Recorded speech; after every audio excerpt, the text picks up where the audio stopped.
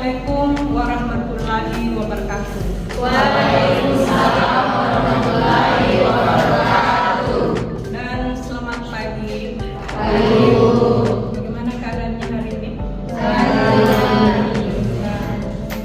Jadi sebelum kita masuk materi, lebih bagus mungkin seperti rutinitas kita sehari-hari sebelum masuk materi kita berdoa dulu ya, menurut agama dan kepercayaan kita masing-masing, supaya ilmu yang didapatkan hari ini bisa lebih bermanfaat dan berkah insyaallah. Doa dimulai.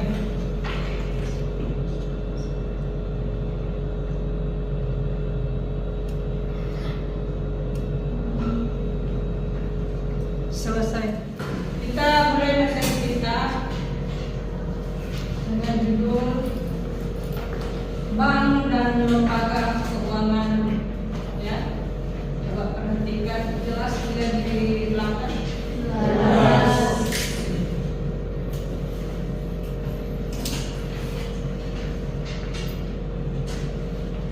Kita lihat. Jadi poin-poinnya di sini, lembaga keuangan bank dan non-bank itu tak bagus di sini. Poin pertama itu mengenai pengertian lembaga keuangan bank dan pengertian lembaga keuangan non-bank. Kemudian poin kedua yaitu mengenai fungsi dari lembaga keuangan bank dan lembaga keuangan non-bank. Kemudian poin ketiga, coba lihat poin ketiga itu mengenai peran lembaga keuangan bank dan peran lembaga keuangan non-bank. Selanjutnya itu jenis-jenis, jadi yang termasuk jenis-jenis lembaga keuangan bank dan lembaga keuangan non-bank. Poin terakhir yaitu masalah, sejarah, dan perkembangannya. Coba kita bahas satu persatu, kita mulai dari pengertian. Pengertian coba lihat. Jadi lembaga keuangan bank dan non-bank itu memiliki peran penting dalam sistem keuangan. Lembaga keuangan bank itu menghimpun dana dari masyarakat melalui produk seperti simpanan yang bagaimana? Tabungan, deposito, giro, dan menyalurkannya kembali dalam bentuk kredit ya. Terus lembaga keuangan non-bank itu seperti apa? Investasi, jadi dia menghimpun dana melalui penjualan surat berharga seperti obligasi, saham, atau produk keuangan hanya untuk membiayai investasi atau pembiayaan lain. Coba kita lihat lagi dari segi fungsinya. Fungsi lembaga keuangan bank: satu, penghimpun dan penyalur dana. Artinya di sini dia menghimpun dana dari masyarakat tadi itu melalui tabungan, apa tadi? Giro, deposito. Kemudian dia menyalurkannya kembali kepada masyarakat ya sebagai kredit. Oke. Kemudian yang kedua, intermediasi keuangan. Artinya di sini dia sebagai penghubung, jadi antara pihak yang mempunyai dana keuangan dia dengan pihak yang membutuhkan.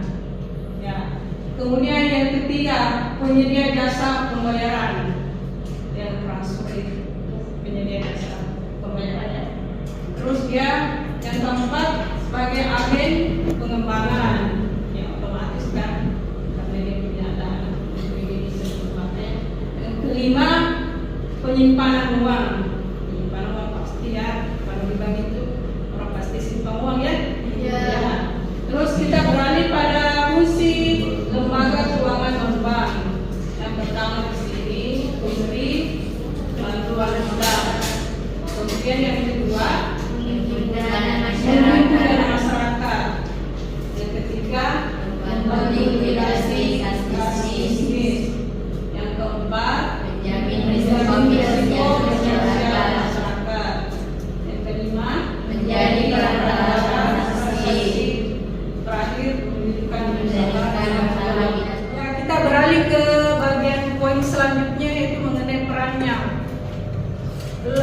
lembaga keuangan bank itu sebagai perantara nasabah dalam melakukan transaksi seperti pembelian dan pengiriman uang hingga penjualan falas. Valutasi.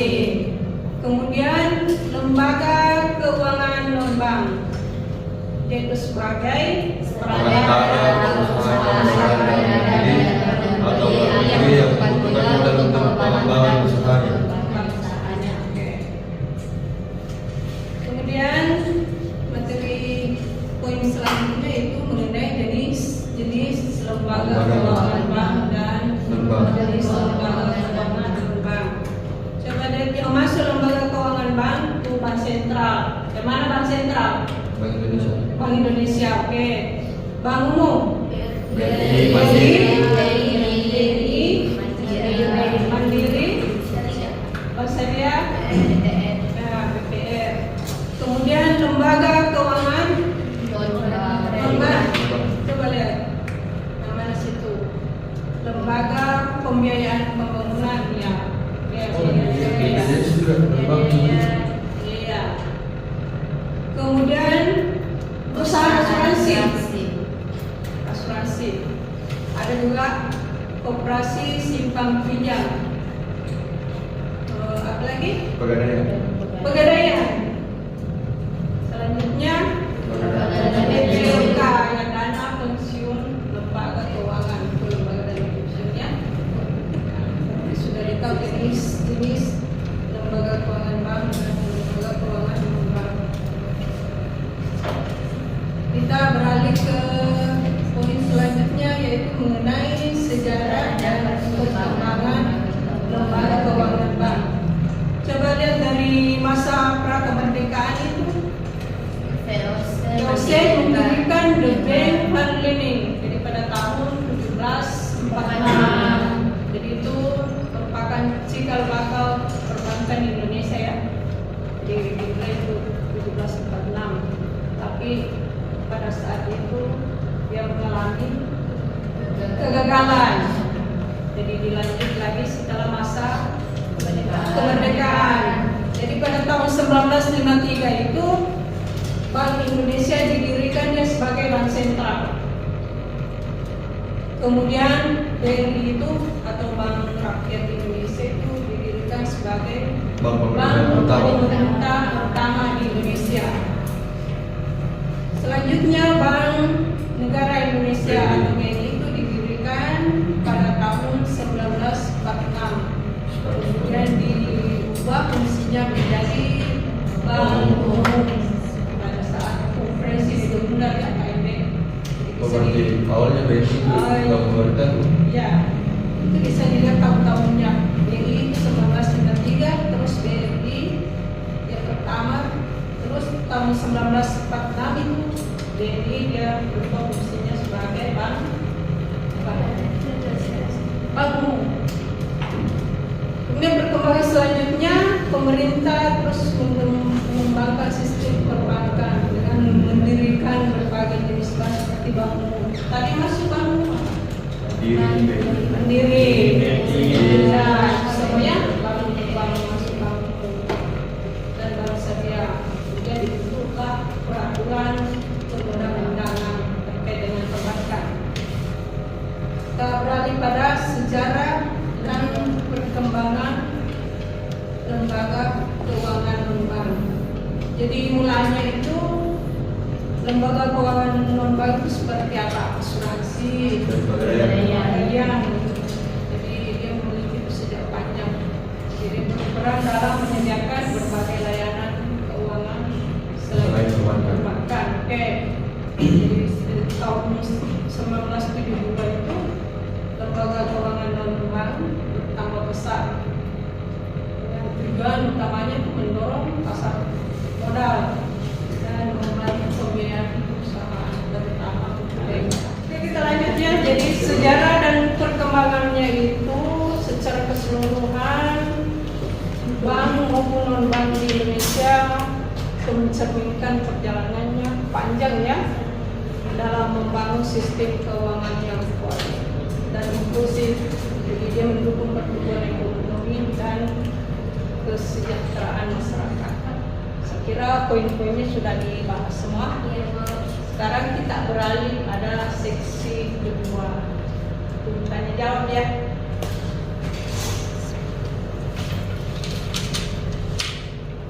Jadi saya sudah bahas tadi itu, mungkin ada yang mau ditanyakan? Saya yang lebih mengerti. Saya, Bu. Oke, silakan. Perkenalkan, nama saya Mesaria Sarah Putri Arif. Saya ingin bertanya, apa perbedaan antara perbankan dan keuangan? Oke. Sebelum saya menjawab, ada yang bisa jelaskan? Jadi dia minta temannya, siapa namanya tadi? Mesari. Iya. Ya. Perbankan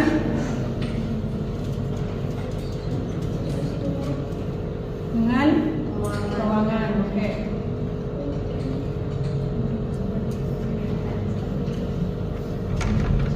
Jadi begini ya. Kalau perbankan itu jenis lembaga keuangan yang mempunyai fungsi utama sebagai penghimpun dana ya dalam bentuk tabungan, apalagi giro, deposit, dan menyalurkan kembali kepada masyarakat dalam bentuk kredit atau biasa disebut dengan kreditur. Ya, ada yang punya kredit di sini? Ada. Ya. Terus kalau keuangan, jadi kalau keuangan itu dia jangkauannya lebih luas ya. Jadi kalau bank itu dia termasuk di sini keuangan. Jadi jenis lembaga keuangan itu ini mencakup perusahaan-perusahaan seperti asuransi juga masuk ya. Bukan cuma bank, dia masuk asuransi apa lagi? Leasing apa lagi?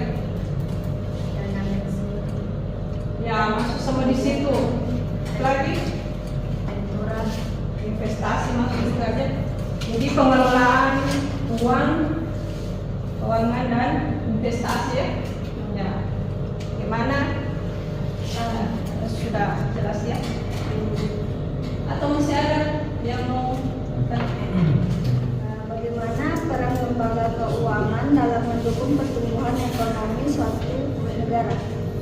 Oke, kira-kira apa peran lembaga keuangan dalam pertumbuhan ekonomi suatu negara? Tadi saya sudah jelaskan, tapi mungkin masih kurang jelas ya. Jadi di sini yaitu sebagai institusi penghubung antara pihak yang mempunyai sumber daya keuangan dengan pihak yang membutuhkan untuk kebutuhan bisnisnya. Itu ya, investasi termasuk. Mendorong investasi dan menciptakan lapangan kerja. Ya, oke. Gimana Nanda? Sudah jelas? Masih ada? Saya masih buka. Masih ada? Kalau tidak ada, saya bertanya. Sebagai bank sentral kan tadi dijelaskan bank sentral di Indonesia itu Bank Indonesia. Tapi sebagai bank sentral bisa nggak Bank Indonesia juga menghimpun dana dari masyarakat seperti bank-bank komersial atau bank-bank lainnya? Oke, saya jelaskan di sini. Saya lihat gambarnya di sini ya. Supaya bisa dibedakan bank dengan non-bank. Kalau bank itu, ini pelayanannya bagaimana? Dia menerima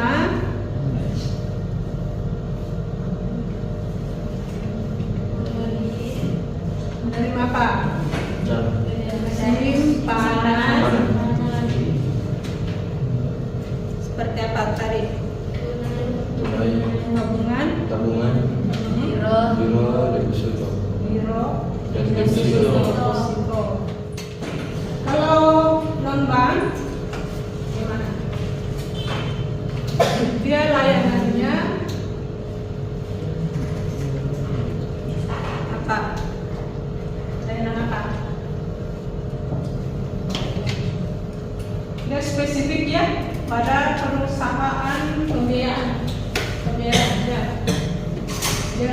spesifik.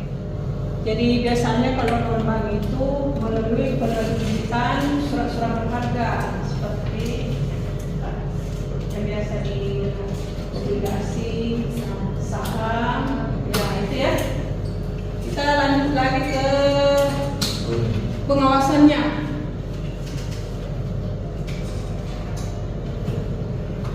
Kalau bank, siapa yang mengawasi? Bank Sentral, Bank Sentral. Bank Indonesia. Ya, Bank Indonesia. Kalau non bank, OJK. OJK. Otoritas Jasa Keuangan. Bank juga OJK. Seperti itu pengawasan di bank. Ya. BI dengan OJK. Biasanya itu misalnya ada kredit macet, ya kredit macet biasa di bank itu langsung OJK dipindah ke OJK. Kemudian segi penciptaan uang. Kita lanjut di masalah penciptaan uang. Kalau bank itu Dari Bank Sentral juga. ya atau tidak? Ya. Ya. Dari Bank Sentral. Ya, betul. Kalau di non bank Tidak. ya. Terus contoh. Contohnya bank apa? Oh, BRI. BRI, Mandiri, ya.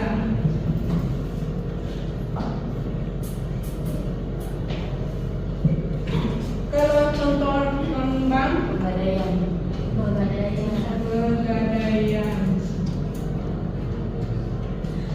Apalagi BPJS. Pegadaiannya asuransi, asuransi,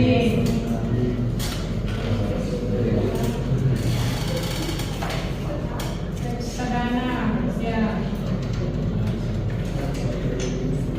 Ya. Jadi sudah bisa dibedakan ya? Iya. Bank dan non bank ya.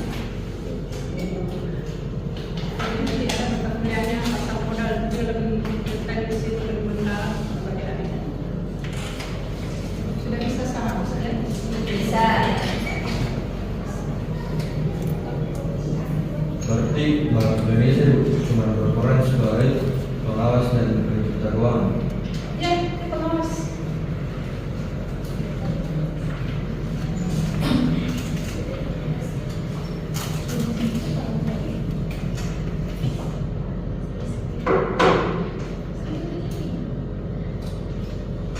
Masih ada pertanyaan? Kalau ada saya lagi yang bertanya. Bisa saya bertanya?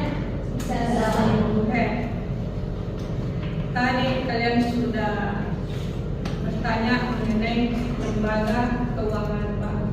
Sekarang saya mau bertanya, kira-kira apa perannya? Tadi kan sudah perannya lembaga keuangan bank ya. Sekarang apa peran lembaga keuangan non bank atau biasa disebut LKBB, lembaga keuangan non bank dalam pertumbuhan ekonomi suatu negara? Coba.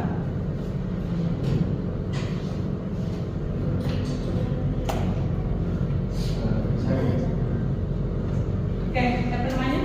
Karena nama saya Ikhlas Kaman. Siapa? Jadi Ikhlas Kaman. Rasul.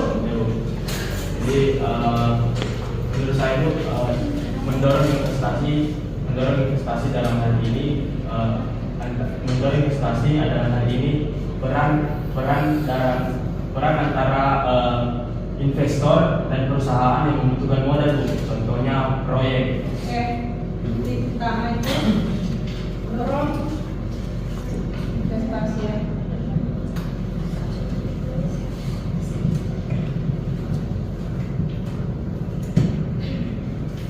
Saya ada yang menambahkan?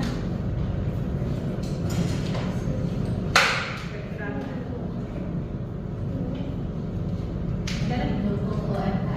Apa? Ya, pendukung UMKM.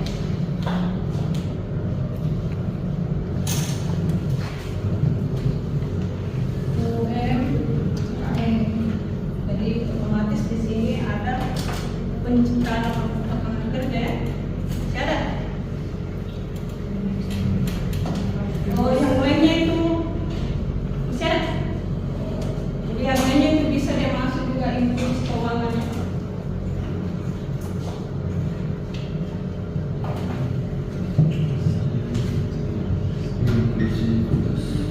Kalau inklusi keuangan di sini biasa dengar istilah fintech. Fintech. Financial technology. Jadi artinya di sini akses pembiayaan dari masyarakat bisa tercapai ya, apalagi masyarakat menengah di apa daerah-daerah biasa inklusi keuangan. Jadi dia bisa akses keuangan, fintech, financial teknologi. Ya. Ada juga yang perlu saya sampaikan yaitu mengenai masalah pendapatan yang didapatkan oleh banknya. Jadi ada istilahnya bunga dengan non-bunga. Jadi pendapatan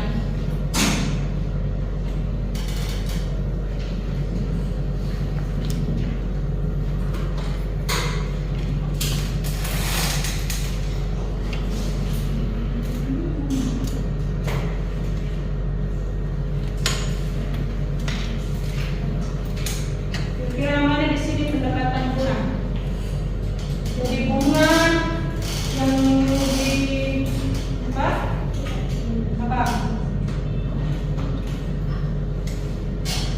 Kalau pendapatan bunga, bagaimana cara mendapatkan dari segi bunga? Selisih antara bunga pinjaman dengan bunga simpanan. Selisih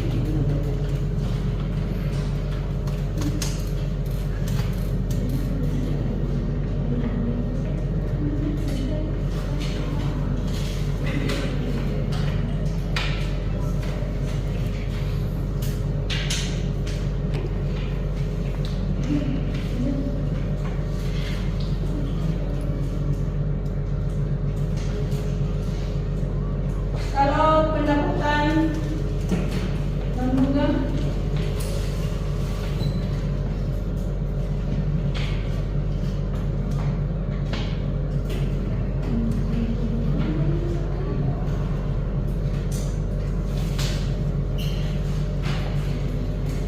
biaya administrasi.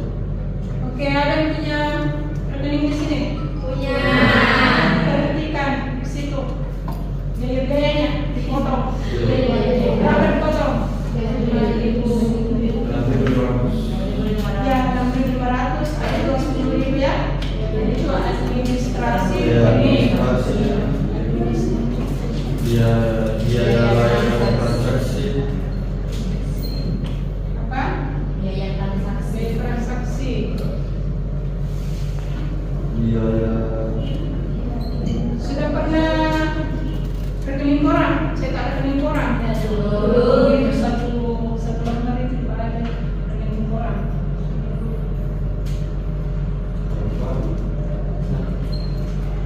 Jadi provisi juga ya. komisi dan fee investasi. Komisi. Fee investasi. Kalau transfer biasa ada by pass ya. Oh iya. Berapa biasa potong? 2.500. 2.500. Kalau real pay? Ya, 1.500 ya, seperti sudah tahu. Kalau pendapatan bank yang berhubungan dengan yang berhubungan sudah jelas ya. Saya kira sudah cukup materinya untuk hari ini. Kita lanjut minggu depan ya. Dengan materi yang lain. Jadi silakan materi yang saya berikan tadi nanti di rumah dikembangkan ya, dipelajari kembali diulang-ulang. Ya. Jadi dengan ucapan alhamdulillah, saya ucapkan juga terima kasih atas perhatiannya dan waktunya. Kita ketemu nanti di di lain waktu. Assalamualaikum warahmatullahi wabarakatuh. Waalaikumsalam.